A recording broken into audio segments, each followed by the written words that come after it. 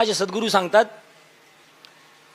एका बाईच्या घरात काय तर नवीन सून लग्न करून आली आणि नवीन सून लग्न करून आल्यावर ती सासूबाई त्या सुनाला सारखी म्हणायची, ती सासूबाई त्या सुनाला सारखी म्हणायची, तुझ्या आईने सगळं काही दिलं, तुझ्या आईने सगळं काही दिलं पण बंबच दिला नाही, तुझ्या आईने सगळं काही दिलं पण बंबच दिला नाही.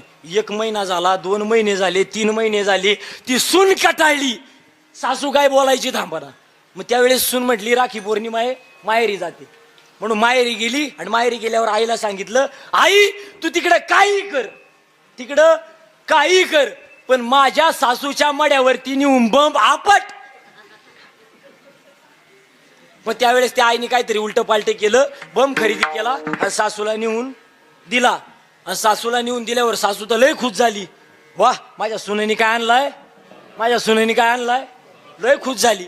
आणि त्यावेळेस तो बंब पेटवण्यासाठी सासू पाठ 3लाच उठली, बंब पेटवाय. अख्या गावाला आंघोळ घालायची होती काय माहिती, पाठ 3लाच उठली.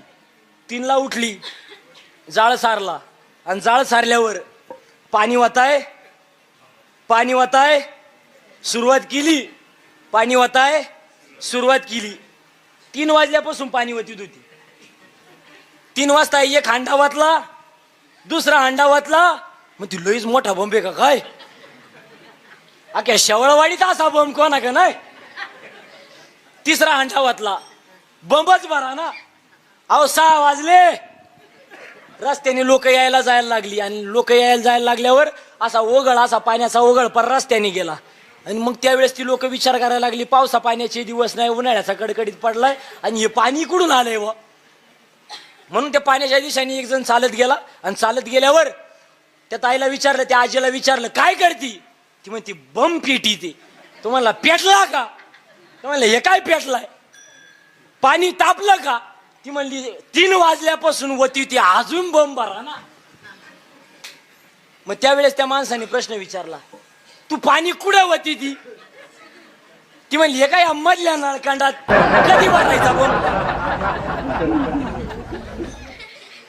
दृष्टांत संपला. या मागचा सिद्धांत लक्षात घ्या, या मागचा सिद्धांत लक्षात घ्या माय बापांनो. त्या आजीबाईला बंब मिळाला पण कळाला का, तसा तुम्हा आम्हाला देव मिळाला पण कळाला का हो.